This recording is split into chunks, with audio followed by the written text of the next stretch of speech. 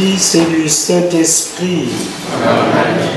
Veni Creator Spiritus, Menes Tuorum Visita, Ique superna gratia, Queru creasti pectora, Vidiceris Paracletus, Fortribus dignis caritas, Espiritalis Unción, Tu septiformis munerem, Digitus Paterne Nexterem,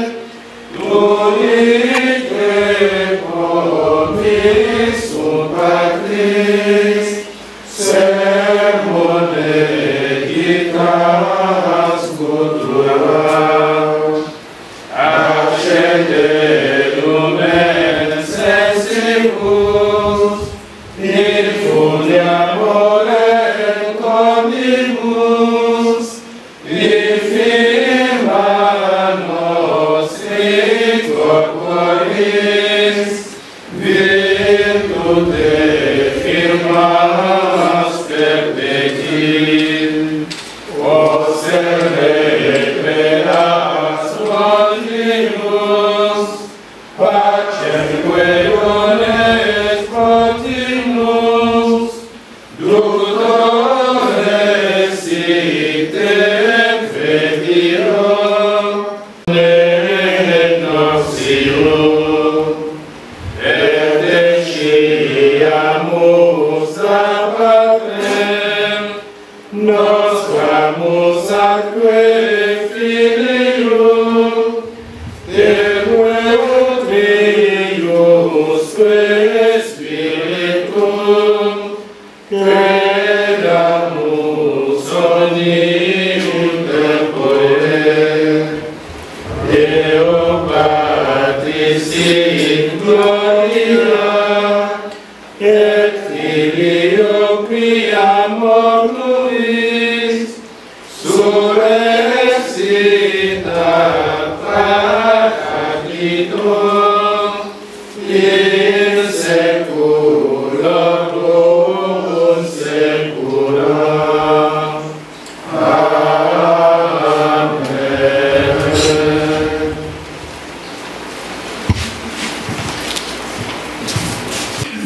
Nous voici réunis pour la 50e assemblée plénière de la conférence épiscopale du Congo. 50 ans déjà que nos pères fondateurs se réunissent pour la première fois suite aux orientations du Concile Vatican II pour donner naissance à la conférence épiscopale du Congo. Ce fut du 2 au 8 février 1971 à Brazzaville sous la présidence de Monseigneur Théophile Mbemba, archevêque de Brazzaville, avec la participation de Monseigneur Émile Biaenda, archevêque coadjuteur de Brazzaville, Jean-Baptiste Forêt, évêque de Pointe-Noire, et M. l'abbé Georges Fimensinga, administrateur apostolique de Fort-Rossé, aujourd'hui au Rwanda. Cette première rencontre donna naissance aux assemblées successives jusqu'à arriver à la 50e assemblée plénière, objet de notre rencontre de ces jours. Excellences, distingués invités, la célébration des 50 ans de la conférence épiscopale du Congo est avant tout un temps de grâce et au même moment une action de grâce à célébrer tout au long de cette année jubilaire. Comme disait le pape Jean-Paul II dans sa bulle d'induction au jubilé de l'an 2000, je cite, « Que monte à Dieu le Père, dans l'Esprit Saint, la louange de l'Église, pour le don du salut dans le Christ Seigneur, maintenant et pour les siècles à venir. » Fin de citation. En effet, pour les sociologues, 50 ans, c'est l'âge de la maturité complète d'une personne, après avoir dépassé les premières étapes de la vie et avant de se basculer dans le troisième âge. Aussi, Un anniversaire est cette occasion de jeter un regard rétrospectif sur le chemin parcouru avec ses joies et peines, ses succès et ombres, afin d'esquisser en conséquence l'avenir de notre institution et partant celle de notre Église locale. Ce jubilé est aussi l'occasion propice, mieux une aubaine, pour un tel exercice bilan, avec pour seul but celui de continuer la mission du Christ en terre congolaise. Car, comme disait le pape Paul VI, l'évangélisation est la mission essentielle de l'Église. L'Église existe pour évangéliser. D'où le choix du thème de cette assemblée plénière. La conférence épiscopale du Congo s'est canton au service de la mission. Il s'agira pour nous, après l'évaluation minutieuse du chemin parcouru, de prendre corps et courage pour aller au large, en eau profonde, selon les mots du Christ aux disciples, Huc in altum. Excellences, distingués invités, la tenue de cette assemblée plénière en ce mois d'octobre nous donne l'occasion de rappeler d'autres événements intimement liés à l'histoire de notre Église en général et l'Église du Congo en particulier. Permettez-moi de rappeler quelques-uns de ces événements. D'abord, le centenaire de la mort de Monseigneur Prosper Ogwa, l'un des fondateurs et bâtisseurs de l'Église du Congo avec Monseigneur Marie-Pauline Kari, décédé il y a de cela 100 ans, le 3 octobre 1921, décédé à Paris et enterré à Chevelus-Larue. Ensuite, le cinquantenaire de la mort de Monseigneur Théophile Bemba, premier archevêque congolais et un des pères fondateurs de notre conférence épiscopale, décédé le 14 juin 1971 et enterré le 16 juin de la même année. En outre, en ce jour 11 octobre, nous faisons aussi mémoire de l'ouverture du Concile Vatican II en 1962. Et aujourd'hui, nous avons célébré dans la liturgie la mémoire de Saint Jean XXIII, le bon pape, qui non seulement avait pris les risques de convoquer le Concile Vatican II sur au moment d'aggiornamento, mais aussi l'a ouvert en laissant au pape Paul VI, son successeur, de porter le bateau du Concile vers le rivage. Parmi les fruits de ce concile, il y a bien entendu la naissance des conférences épiscopales, bien soulignée dans le décret conciliaire Christus Dominus sur la charge pastorale des évêques au numéro 36. Enfin, plus précisément hier, le Saint-Père a lancé les préparatifs du prochain synode des évêques qui aura lieu en 2022 à Rome, sous le thème « Pour une Église synodale, communion, participation et mission ». Après ce premier geste du pape François, selon les orientations du secrétariat général du synode, le tout reviendra aux églises particulières de faire le même à partir du dimanche prochain, c'est-à-dire le lancement des préparatifs du dit synode ou de la 16e assemblée générale du synode des évêques dans tous les pays et dans tous les diocèses. Ce rappel historique, loin d'être une simple répétition des faits, est d'autant nécessaire et nous aide à bien célébrer cet événement de grande portée historique pour notre Église locale. Car selon les mots de l'historien romain Cicéron, l'histoire est la maîtresse de la vie, éclaire les ombres et oriente le futur. Historia Magistra Vitae. Excellences, distingués invités, que retenir les 50 ans de la conférence épiscopale du Congo? Je me permets de dire qu'en 50 ans de mission, nous pouvons relever 4 points dans l'action des évêques. Le premier, la fidélité des évêques à la mission du Christ et à la tradition de l'Église. Le deuxième, la communion avec le magistère universel et la communion entre eux, selon la nouvelle ecclésiologie du Concile Vatican II. Et comme dit le pape François, le chemin de la synodalité est précisément celui que Dieu attend de l'Église du 3e millénaire.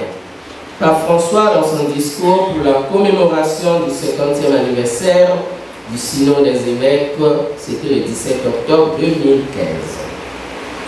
Troisièmement, la constance dans l'enseignement des évêques, car en tout temps et en diverses circonstances, les évêques du Congo sont restés constants dans leurs messages et déclarations, avec le même ton, toujours un ton pastoral.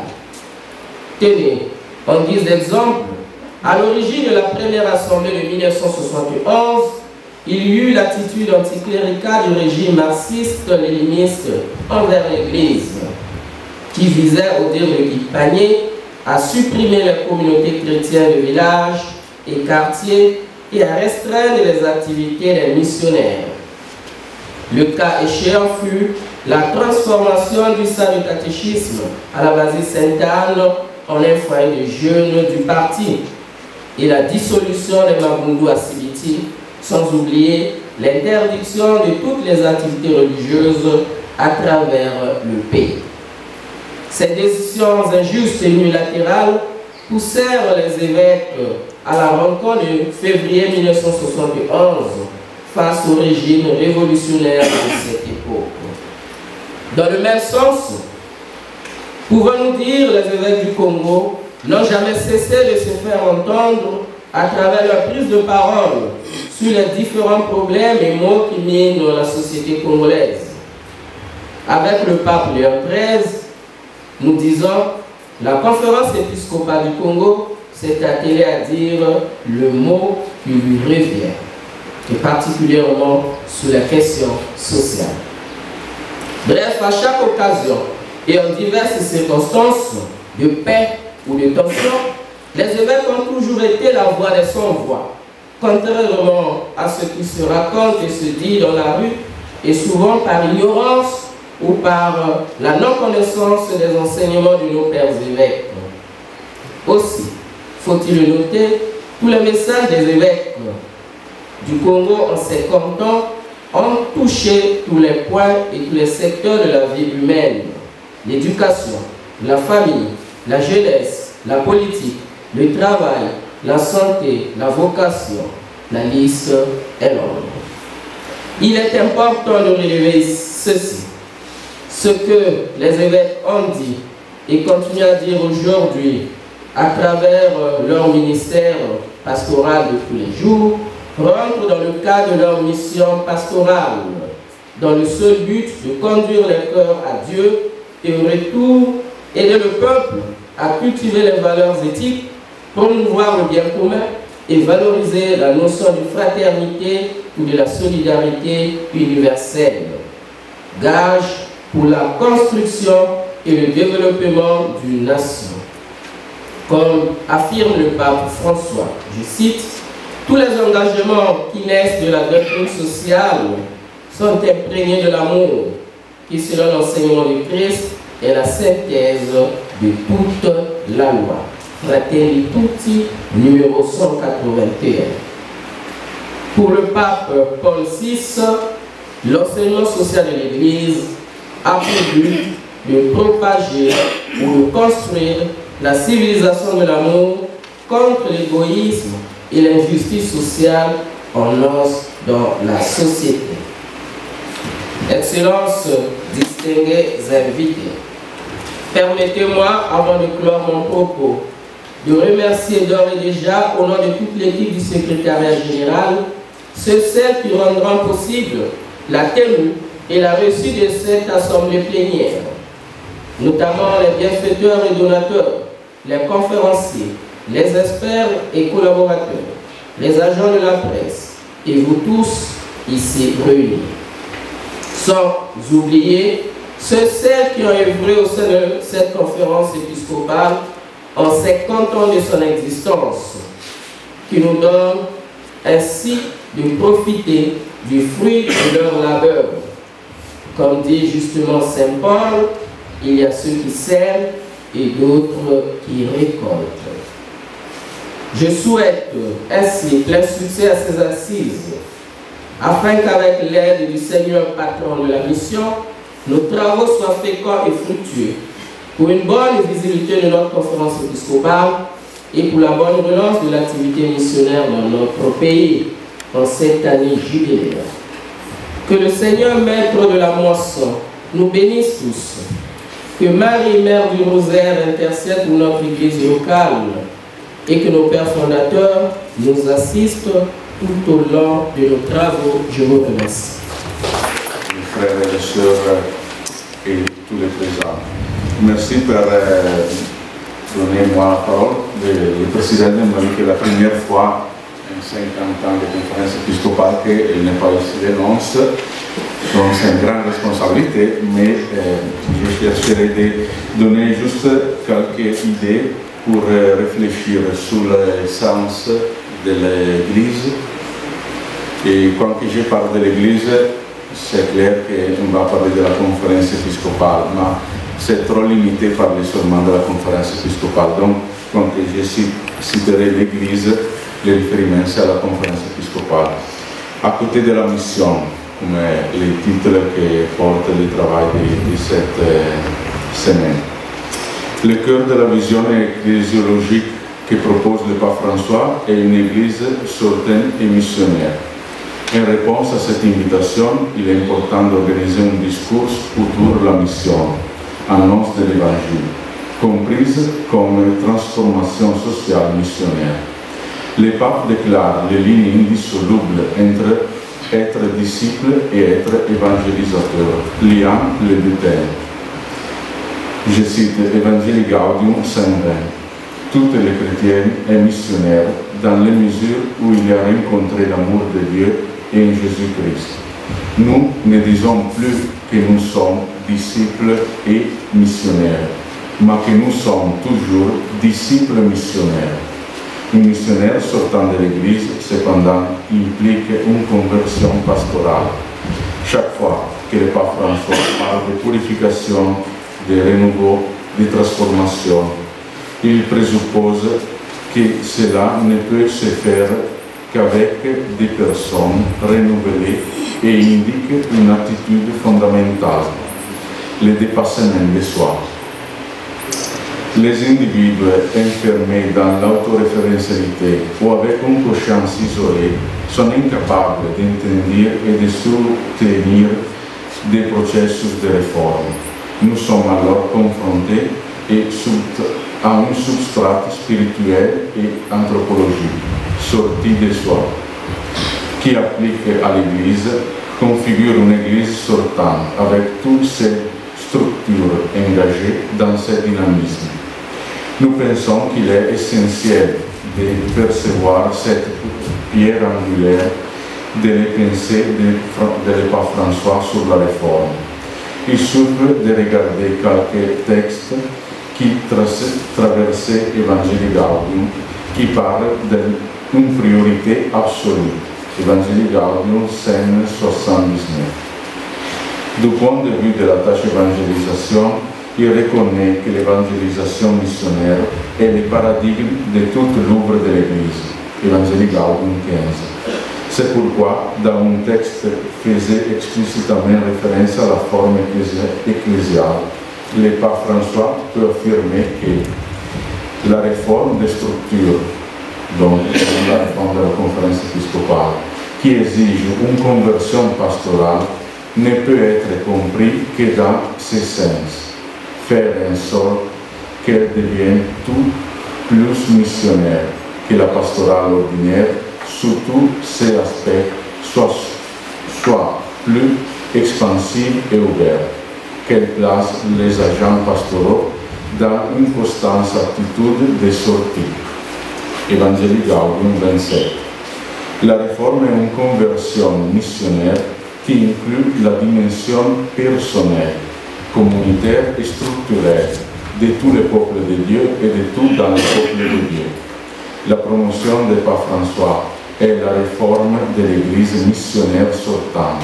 Une Église sortante est décentrée parce qu'elle est centrée sur le Christ, pour la conversion et sur l'être humain pour la mission.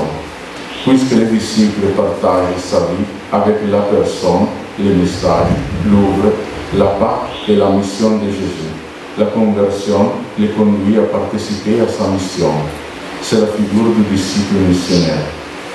Le pape François encourage les gens à se préoccuper de lancer des processus plutôt que d'avoir des espaces. Evangelii Gaudium 223. La dynamique de la réforme missionnaire devra imprégner la forme historique de l'Église. À notre avis, l'une des propositions missionologiques les plus intéressantes de ces derniers temps, c'est de Vivance et Schroeder, avec leur vision de la mission selon le paradigme du dialogue prophétique. La mission ne pourra prendre que la forme d'un dialogue, un dialogue qui ne renonce pourtant pas à la prophétie, qui exprimerait le surplus de ce que l'Église a à offrir. Ces missions comprendraient différentes dimensions données par le témoignage et l'annonce de la liturgie, d'agir pour la justice, la paix, l'intégrité de la création, du dialogue interreligieux. Ce sont les dimensions particulières adaptées pour que l'Église, aujourd'hui, soit fidèle à cette mission divine qu'il fonde et qu'elle. Le dialogue est toujours symptôme d'ouverture. Le dialogue, c'est donc comme un lieu de convergence parallèle, renaissait dans la vie de l'Église et est intrinsèquement et structurellement missionnaire. La synodalité et le monde sont des ouvertures qui permettent de lire l'intrigue d'une ecclésiologie dialogique, dans laquelle émerge une tâche double et complémentaire. D'une part, la synodalité montre sa propre force dialogique ad intra du tissu ecclésial, tandis que le rapport au monde indique surtout la référence au contexte. La synodalité est donnée en exemple parce qu'elle permet de mettre en évidence à travers le tissu vivant de l'expérience l'urgence d'une pensée d'être synodale. Cette logique permet non seulement de dépasser l'image de la hiérarchie pyramidale de l'Église, mais aussi de penser dans les lignes de l'ecclésiologie conciliaire une Église synodale, comme une pyramide inversée dans laquelle les peuples de Dieu, les collèges épiscopaux et les successeurs de Pierre. La synodalité est tant que dimension constitutive de l'Église. Comme dit Saint Jean Chrysostome, Église et synode sont synonymes. La réflexion pour une réforme complète de l'Église doit reconnaître les conflits et les tensions pour penser l'union des contraires dans la vérité et d'une instance inclusive. L'Église dialogique missionnaire permet de saisir l'essence les plus prégnantes de la mission, capable de dépasser et d'intégrer les forces alternatives entre le dialogue et l'annonce.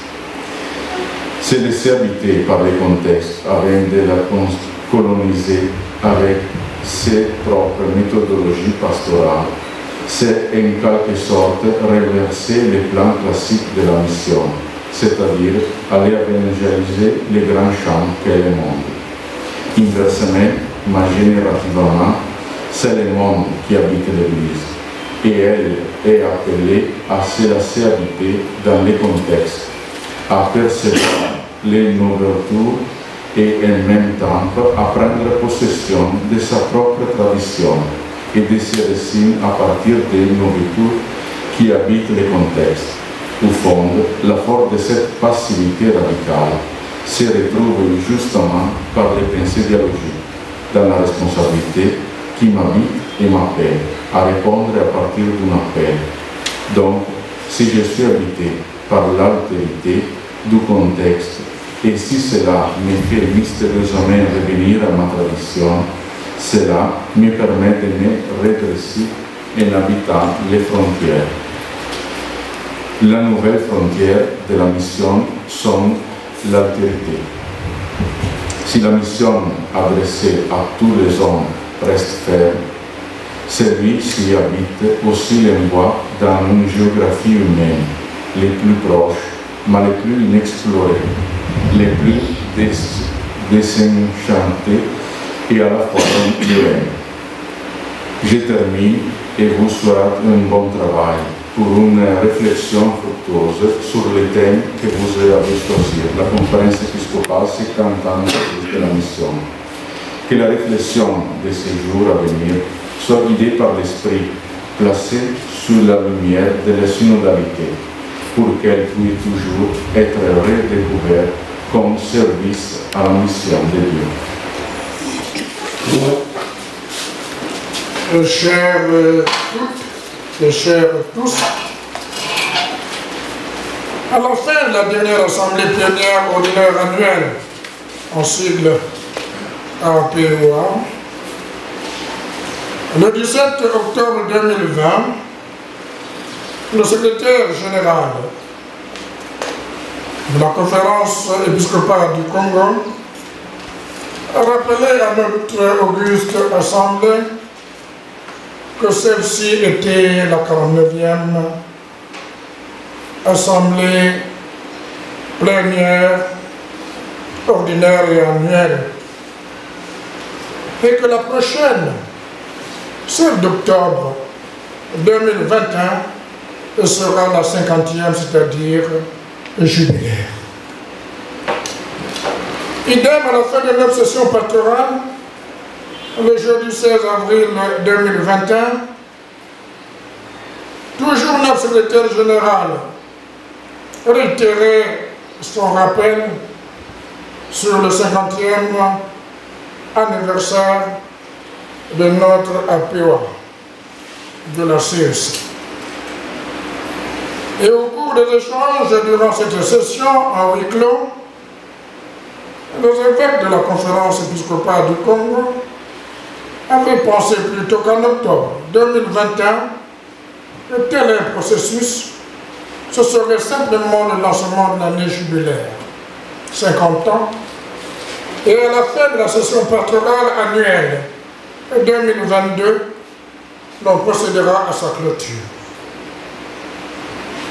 Mais plus effectivement, c'est le 17 juin 2021 que le président de la CEC a officialisé l'annonce de la 50e anniversaire de la POA dans sa lettre dans le référent 040 CEC PR 2020, envoyé aux archevêques, évêques de la CEC, aux prêtres et aux fidèles laïcs du Christ.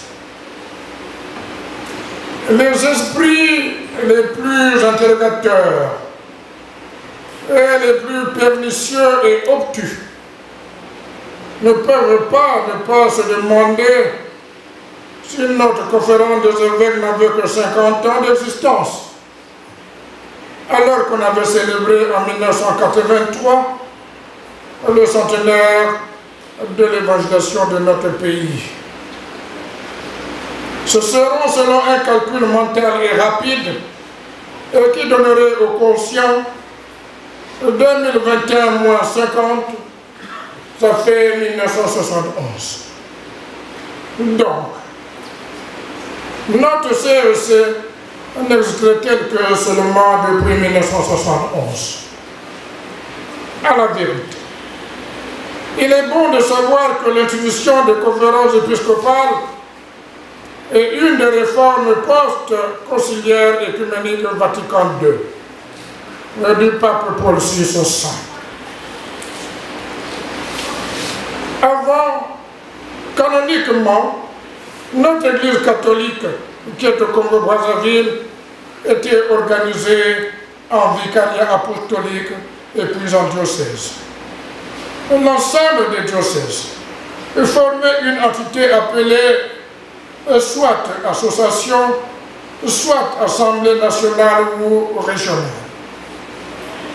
Voici ce que Monseigneur Louis Potelin-Brouillot, président de la conférence épiscopale du Congo, il est temporaire, maintenant évêque émérite du diocèse de Kinkala, écrit dans la préface du volumineux Bottin, Paroles d'évêque à l'aube du 3e millénaire, acte de la CEC, compilé en 2013 par l'abbé Alphonse Tati Mbumba, ancien secrétaire général de la CEC. Je cite, c'est Monseigneur Porter. Permettez-moi de faire mienne ces paroles de Monseigneur Barthélemy Batantou, de vénérable mémoire, lors de son élection à la présidence de la CEC, le 20 avril 1986, je cite donc Monseigneur Batantou, notre conférence existe depuis 1966. Elle a déjà une longue histoire que nous sommes appelés à poursuivre. Nous continuons donc le travail que d'autres ont commencé, en faisant tout notre possible pour conserver et fructifier tout le bien acquis, pour promouvoir de nouvelles actions et éliminer tout ce qui ne va pas et qui nous a été signalé à maintes reprises. Fin de citation.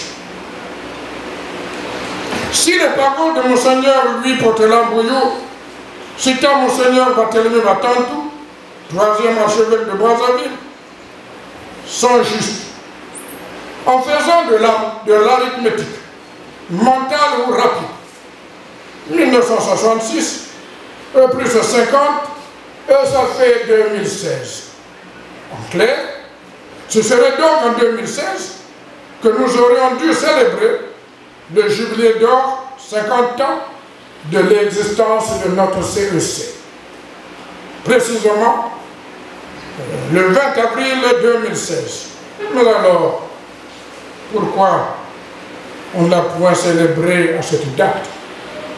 Tout simplement, la POA de cette année-là porte le titre de 45e Assemblée plénière ordinaire annuelle de la conférence épiscopale du Congo. Et la vraie date était sûrement tombée dans l'oubli. Un mot sur l'institution et la constitution des conférences épiscopales, puisque c'est ce que nous allons célébrer cette année. C'est la lettre apostolique en forme de motu proprio sur la nature théologique et juridique des conférences des évêques de 1998 et le directoire pour le ministère pastoral des évêques Apostolorum Successores de 1974 qui nous renseigne, voilà pourquoi nous élisons.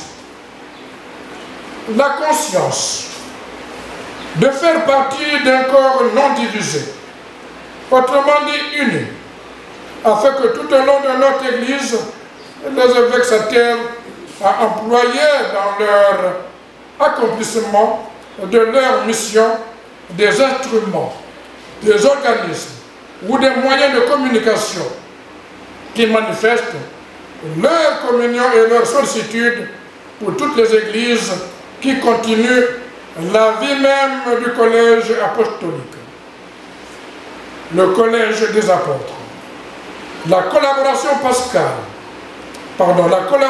pastorale, la consultation, la communion, la collégialité et l'aide mutuelle, etc.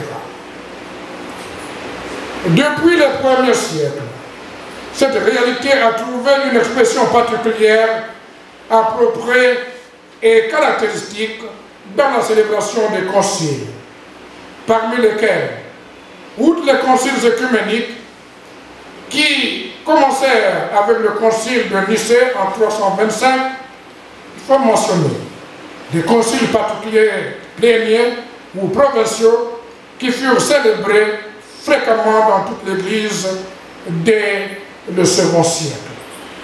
Cette pratique de la célébration des conciles particuliers, se perpétua au long du Moyen-Âge après le concile de Trente, 1545-1563. Au contraire, leur célébration régulière se fit de plus en plus rare. Cependant, le Code de droit canonique de 1917, avec l'intention de donner une nouvelle vigueur à une si vénérable institution, édicta aussi des dispositions par la célébration des conciles particuliers. Le canon 281 du dit Code faisait référence au concile plénier et établissait qu'on pouvait le célébrer avec l'autorisation du souverain pontife qui désignait son délégué afin qu'il le convoque et le préside. Le même code prévoyait la célébration des conciles provinciaux au moins tous les 25 ans, tous les 20 ans, et la célébration au moins tous les 5 ans des conférences ou d'assemblées d'évêques d'une province pour traiter les problèmes du diocèse et préparer le concile provincial. Le nouveau code de droit canonique de 1983 continue à maintenir un vaste ensemble de normes sur les conciles particuliers, qu'ils soient pléniers ou provinciaux. À côté de la tradition des conciles pléniers particuliers et en harmonie avec elle, à partir du siècle dernier, c'est-à-dire le XXe siècle, pour les raisons historiques, culturelles, sociologiques et pour des objectifs pastoraux précis, sont nés dans les différents pays des conférences des évêques. Pour traiter des différentes questions ecclésiales d'intérêt commun et pour y apporter plusieurs solutions opportunes, ces conférences, à la différence des conciles particuliers, ont un caractère stable et permanent. L'institution de la Sacrée Congrégation des évêques et des réguliers du 24 août 1889, qui fait référence, les nommant expressément conférence épiscopale.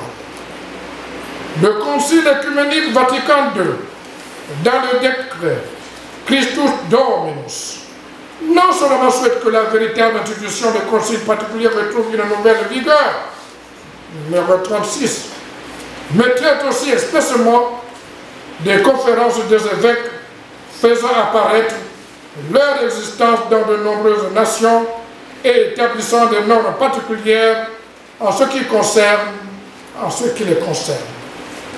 En effet, le Concile a reconnu l'opportunité et la fécondité de tels organismes, estimant qu'il est opportun, au plus haut point, que partout dans le monde, des évêques d'un même pays ou d'une même région se rencontrent dans le cadre d'une seule assemblée, se réunissant à des dates fixes pour mettre en communion les lumières de leur prudence et de leur expérience afin que l'échange des idées se réalise une sainte harmonie des forces en vue du bien commun des Églises. En 1966, par motu proprio Ecclesiae Sancte, le pape Paul VI Saint imposa la constitution des conférences épiscopales là où elle n'existait pas encore. Celles qui résistaient devaient rédiger leur propre statut de la collaboration, des consultations, de la communion et de la collégialité a rempli son précieux service de l'évangélisation dans notre pays, le Congo-Brazzaville. À la vérité, nous pouvons nous réjouir de la réalisation de plusieurs événements par la CEC. La célébration du centenaire et les 125 ans de la 3e évangélisation du Congo. La convention sur l'enseignement entre le gouvernement congolais et l'Église catholique est au Congo, favorisant les rétrocessions des anciennes écoles catholiques de type 1 et la création des écoles privées de type 2.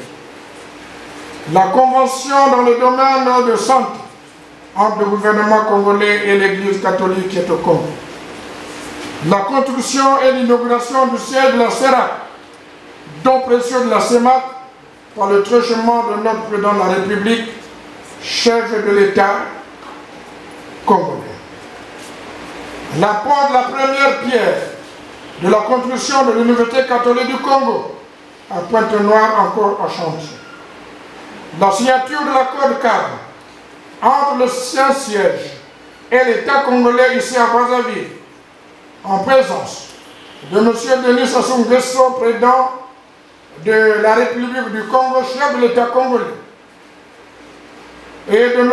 Clément Mwamba, Premier ministre et chef du gouvernement, en présence de Pietro Cardinal Caroline, le secrétaire d'État de la Cité du Vatican, puis sa ratification au Vatican en présence de M. Jean-Claude Gakoso et de Monseigneur Daniel Bizonzo, président en exercice de la conférence épiscopale du Congo. Il faut citer également l'acquisition des radios pour l'annonce de la bonne nouvelle, puis l'ouverture du séminaire prophétique national Charles Mahon de Ouest. Mais, il y a toujours un mais. Vu nos comportements actuels, à tous les niveaux, à tous les âges, surtout les jeunes, stigmatisés et décriés dans notre message du 23 et de 2013 sur les anti-valeurs, ce que cette évangélisation a pris racine en profondeur chez tous et chez toutes les protagonistes de cette évangélisation, en commençant par nous-mêmes particulièrement. Lors de la célébration du centenaire de notre 3e, 4e évangélisation, nous avions copieusement réfléchi, médité et prié autour de la question Église ou chrétien du Congo, qu'as-tu fait de ton baptême? Alors, sommes-nous seulement baptisés, donc chrétiens, en clair christianisés, mais point évangélisés en profondeur? Pourquoi et comment cette évangélisation ne nous a-t-elle pas impacté profondément? On comprend alors le mot d'ordre du pape Jean-Paul II, relayé par le pape Benoît XVI, émérite, la nouvelle évangélisation. Lancé au cours de son voyage apostolique en Pologne en 1979. Comme mission primordiale et nécessaire pour la transmission de la foi au moment où il parlait, et surtout, il pensait au second millénaire. Sur ce, chers confrères, chers archevêques et évêques, chers tous, chers toutes, je déclare donc ouverte les travaux de la 50e Assemblée plénière ordinaire annuelle de notre conférence épiscopale du Congo. Je vous remercie.